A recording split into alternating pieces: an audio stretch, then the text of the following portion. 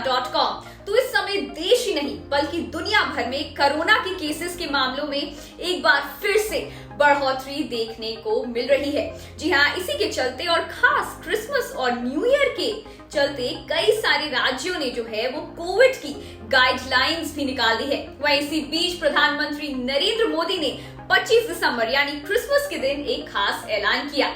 उन्होंने ये ऐलान किया कि 10 जनवरी से फ्रंटलाइन वर्कर्स और 60 प्लस जिनको खास करके कोमॉर्बिडिटीज है उनको कोविड की तीसरी डोज उन्होंने एज प्रिकॉशनरी डोज का ऐलान किया।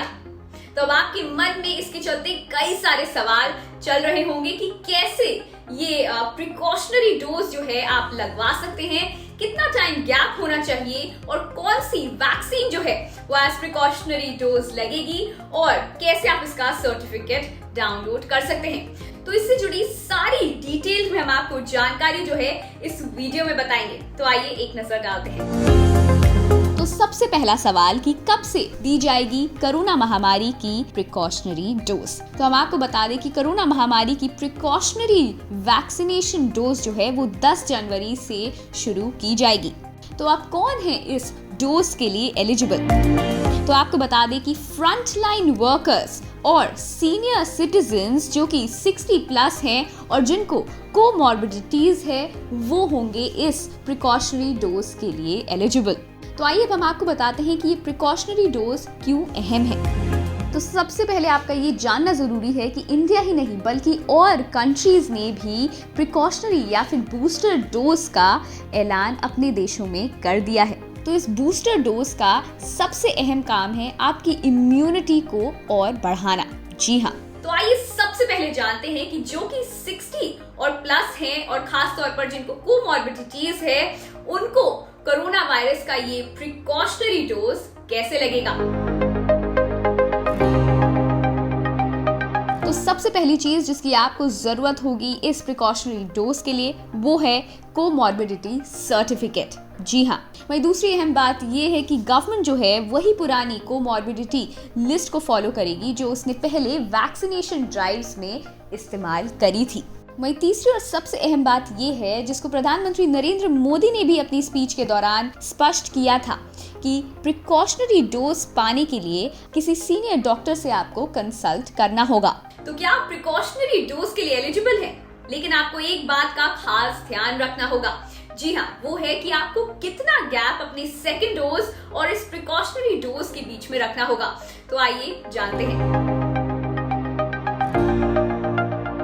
तो हम आपको बता दें कि सेकेंड डोज और थर्ड डोज के बीच में जो है वो कम से कम 9 से 12 महीनों का गैप होना जरूरी है।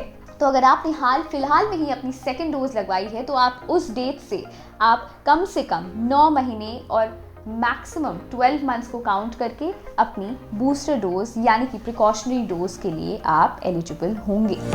और अब आपके मन में चल रहे सबसे अहम सवाल का हम जवाब देंगे। जी हाँ, कि कौन सी वैक्सीन जो है वो एज प्रिकॉशनरी डोज दी जाएगी। तो अगर रिपोर्ट्स की माने तो अभी कोई फाइनल डिसीजन नहीं हुआ है कि आपको एज प्रिकॉशनरी डोज कौन सी वैक्सीन दी जाएगी। हालांकि कई हेल्थ एक्सपर्ट्स का मानना है कि जो आपकी थर्ड डोज यानी कि प्रिकॉशनरी डोज है वो फर्स्ट 2 डोजेस से डिफरेंट होनी चाहिए। हालांकि अभी तक गवर्नमेंट ने कोई भी अनाउंसमेंट किसी मिक्स एंड मैच पॉलिसी का नहीं किया है। तो ऐसा हो सकता है कि आपको जो पहली और दूसरी वैक्सीन डोज लगी थी वही एज प्रिकॉशनरी डोज लगे। तो बस इतने सवाल नहीं थे, कई लोग ये भी जानना चाहते हैं कि क्या उनको इस थर्ड यानी प्रिकॉशनरी डोज का सर्टिफिकेट मिलेगा। जी हाँ, जैसे कि आपको अपनी फर्स्ट और सेकेंड डोज का वैक्सीन सर्टिफिकेट मिला था उसी तरह आपको अपनी बूस्टर डोज का भी सर्टिफिकेट मिलेगा। और आप अपनी बूस्टर सर्टिफिकेट को भी सेम कोविन पोर्टल के थ्रू जो है डाउनलोड कर सकते हैं जैसे कि आपने अपना पहला वैक्सीन सर्टिफिकेट डाउनलोड किया था। आप उसी प्रोसेस को फॉलो करके अपने बूस्टर डोज को डाउनलोड कर सकते हैं। तो ये थी डिटेल्ड में जानकारी जो कि इस प्रिकॉशनरी डोज के लिए एलिजिबल है। हमने आपको बताया कि आपको कौन सी वैक्सीन लगेगी, क्या क्या रिक्वायरमेंट है आपको इस प्रिकॉशनरी डोज के लिए, और कितना गैप होना चाहिए, और क्या आपको सर्टिफिकेट मिलेगा कि नहीं। खैर, अगर आपको थोड़ी और डिटेल में जानकारी चाहिए तो आप हमारी वेबसाइट india.com पर भी लॉग ऑन कर सकते हैं, और ऐसे इंफॉर्मेटिव वीडियोस देखने के लिए आप हमारे YouTube चैनल को सब्सक्राइब करना ना भूलें। धन्यवाद।